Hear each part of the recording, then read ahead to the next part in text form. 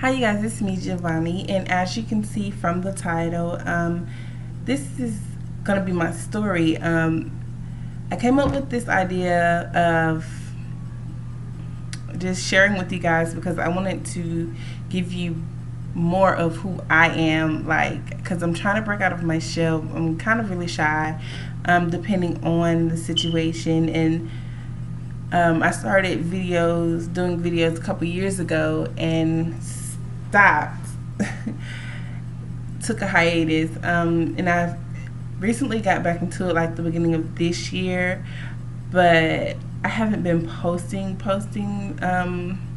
like I hoped I would have. So I'm trying to get more into that, and I just wanted to go in a little deeper and let you guys know who I am as a person and just kind of the sort of things I've been through in life, just to give you guys an understanding. So I hope you guys enjoy. If you have any more topics or anything that you would like to hear, anything of that sort, just let me know and I will keep in touch with you guys. Okay, enjoy. I guess it's gonna be kind of like a draw my life, except I'm not gonna draw. I can't draw, so I'll probably insert pictures somewhere in this so you guys can get an idea. I was born and raised in Georgia. I'm born January 17th, 1989. My parents were married, and I was the only child that I knew of for almost 4 years. And then my sister, who you guys seen in the videos, she came along, and I kind of was not really, I'm not gonna say jealous, because I wasn't jealous, but I was so used to me having my way, and I was the youngest grandchild for a while. I had older cousins, but they were like older. So I was kind of always not really used to getting my way, but I don't know, I like being the youngest. Sister came along. She was cool, played with her. Growing up, I started off, was kind of a quiet child, wasn't really into much, I guess you could say. I started off at a private school, a private Christian school, I should say, here, and then I ended up being switched to a public school, and I got held back because of my age, so I repeated kindergarten, I had to wait to start kindergarten. But I already knew everything because the private school, we was the head, so kind of knew. And when we got there, I ended up just being really, really bored in class, and not really, I always finished my work early and not really having much to do, so I guess that kind of caused problems for other children because I was bored. So ended up, the mom talked to teachers, and she always told them to keep me busy, but they never listened. So mom ended up packing extra workbooks to keep me busy after I finished. Or if they did, they would have me grade papers or something because I already had the work done. And in the meantime, I was a gymnast. My mom worked for AT&T, where we're from in Athens. She worked for the local AT&T company here, the business side, not like the telephone company. So she worked for the business side. And my dad drove city buses. My dad's just a driver. He has a CDL license. He's drove city buses, 18-wheelers, dump trucks, all type of trucks. So that's what he did majority of my life, drive trucks. At that time, I think he was driving city buses, and due to their hectic schedule and other things, I ended up not being able to go through gymnastics. So as I got older, they put me into the local Boys and Girls Club so that I could stay there after school, and I would be able to, just interact. And I don't know about the Boys and Girls Club anywhere else, but once we were out of school, we had a bus, like it was a big blue bus with Boys and Girls Club on the side in white letters that came to pick us up and took us to the Boys and Girls Club. And there I got into basketball, and I've been playing basketball ever since the age of 7, 8 years old. So played basketball all my life. I had a lot of friends. Well, I won't say a lot. Growing up with older cousins, I was kind of not really, I've never really fit in, I guess you could say, with the children my age. It's not a sob story. I just haven't been into that stuff because I grew up around the older people, and that's just what I knew. My mom kept me busy when I was at home. I was always into something, books, doing schoolwork, extra school, like just learning more stuff. So I was kind of always been mature for my age, and never really did what the other kids did. So I played sports. I had a couple of best friends that I've known forever. Like one of them I met when I was in daycare, pre-K daycare. And one of them I met in elementary school, and we've been friends forever. Yeah, we've been friends. We all went to the same schools up until high school. Middle school, I was probably, middle school was, I wouldn't say the hardest, because it wasn't a hard time fitting in. It was just more so my 8th grade year. It was just a rough period for me. I played basketball. As I said, I was the shy kid, but I kind of had quite a few friends. I don't know how that worked out. I guess just through my friends and, by association, we were all cool. We all had whatever. I'll probably insert pictures. And I was also known in high school, I wasn't natural. Like, I got perms, but my hair was just so thick that it never really got bone straight. And my ponytail, my afro post was like this big in a ponytail. And I never really straightened it. It's just blow dried. We never really flat ironed my hair like that. My mom did do hot combs. That was on special occasions, but I wasn't natural. But it was just something, like, I always had thick hair, and I was known for the girl with the big poof ball. We just call it a puffy afro, whatever. But it was so relaxing, and I had fun. When I was in 8th grade, I would say, January. In January, birthday January 17th, I turned 14. And then, not even a week later, it was January 22nd, something like that. We were at home, and we were watching a movie. It was me and my sister, my mom, and my mom's boyfriend at the time, and we were just watching home. I remember everyone had went to sleep but me, and I was up, and it was cold. It was really cold, and while I was watching, I told my mom, it's cold. She turned up the heat because it's kind of cold back then. The winters were cold in Georgia. I don't know what happened. We used to get snow a lot. We don't get snow anymore. So she turned on the heat, and everyone went to bed, and I was still up watching movies.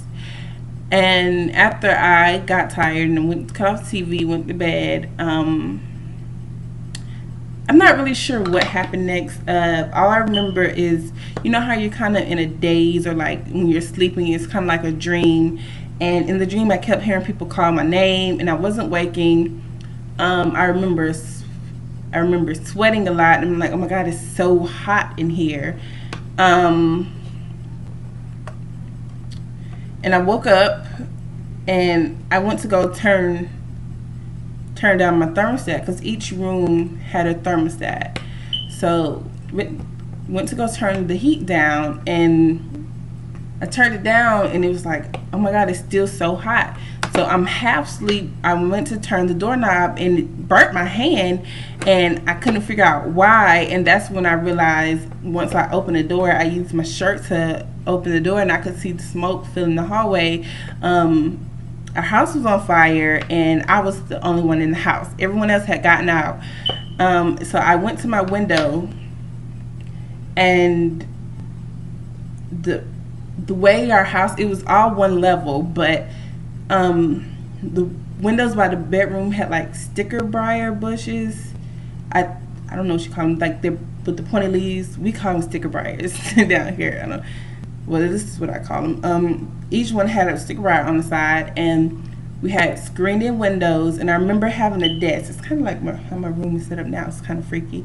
I had a desk by the window, so I took the chair and I was banging it against the screen because the screen wouldn't budge. And finally, I just threw it out the window, and the screen fell. And all I remember is jumping out the window, and as I jumped out, I passed out from the smoke or whatever had built up in my lungs. And I passed out, and I remember when I opened my eyes, my sister was right there crying, and like we had neighbors come out because we stayed in the subdivision. Like, it's kind of like a dead end. Everybody knew everybody, but the neighbors were coming out and they were checking to see if we were okay.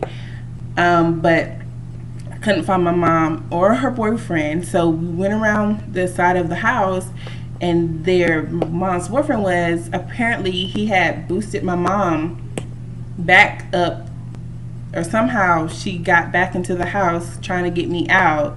And when she was coming back out of her bathroom window, she slipped and fell. We're not quite sure if she fell or what happened, but she fell. And I don't know, she smelled, but basically she died of the smoke inhalation. Like, it was too much built up in her lungs. And I remember we went to the hospital. I had called my sister, my oldest sister, well, my god sister, and she came with her kids, and because she was supposed to spend the night, I remember that much, and we went to the hospital, and we sat there for like hours, and we were trying to figure out what the hell is going on. Nobody would say anything. And yeah, they said she was dead. You know, you do the whole blah blah blah. I didn't really cry. I'm not a big, saying it again now, but I wasn't a big crier. I'm not a big fan of showing emotions, and I was like, okay, I know I'm gonna have to hold it together for my sister and everybody else. So that's what I did. I didn't really cry. And they said the way she fell, when she fell, I guess she was trying to, you know how you brace yourself, catch you from falling. It didn't work, and she broke both of her wrists, so she couldn't get back up. Even if she was trying to get back up and get out, she couldn't do it. So yeah, I was treated for smoke inhalation. If I would have been in there longer than I was, it would have been me. And I thank God for, allowing me to live. However, at the same time, it's kind of like a guilt thing, kind of, sort of. I know it wasn't my fault. She was just doing what mothers do. But, you kind of feel that guilty responsibility. And for years, I held on to that. And, so at the funeral, I remember it was a big funeral. Everybody from the basketball teams at my school, boys and girls, came out. I still wasn't crying. I was so overwhelmed with everything. You're still kind of in shock and not really knowing what's going on. And it was a big custody fight. Like, in my mom's will, she had us going with one person, but they thought since they didn't have any kids, we would stay with my cousin because she had, kids my age, our age, or whatever. But we ended up going with my sister. My sister had 2 daughters, and for some reason, they thought she couldn't take care of us because she had her own problems to worry about. We went back to my cousin. It was like a big custody thing, and then we ended up moving with my dad. So. Whew, yeah. Ended up moving with my dad, and it wasn't his wife at the time, my stepmom. I don't know, we kind of butt heads because I was like, I love my dad now, we get along fine and we can do, but we don't butt heads like we used to. Like, it was just crazy. Because I was 14 and I'm like, okay, my mom and him divorced when I was maybe 6 or 7, 8, somewhere in there. And I remember him just not coming around as much or something happening. And it was just a lot of stuff when I was younger that happened that's kind of like, okay, where were you? Or I remember this and this and this. But, at that point I was like, I didn't really say I was grown, but I'm like old enough to take care of myself now. And that's what I did. Like, I was there, but I really took care. To me, in my mind, I was taking care of myself because I was old enough to do it. We moved around a couple times. I ended up having to move schools. After they let me go to school with my friends. My freshman year of high school, I went to school with all of my friends, everybody that I grew up with. And then my 10th grade year, since no one wanted to, I don't want to take you and the bus doesn't come over here, I had to switch schools. And I was so upset, and me and my friends were trying to figure out how we could do this, where I could go to this school and still play basketball for this school, because that was what I was doing. My 8th grade year, that was how I got through a lot of things, playing sports. Basketball was like my way to deal with everything. Like, after my mom's funeral, maybe a week later, if not even that, we had the championship. And they was like, you don't have to play. I'm like, I'm playing. I don't care. I'm playing. This is what I'm doing. And I played basketball. We lost, but, that's what I did. That's how I got out my frustration. And, yeah, that's what I did. Hold on.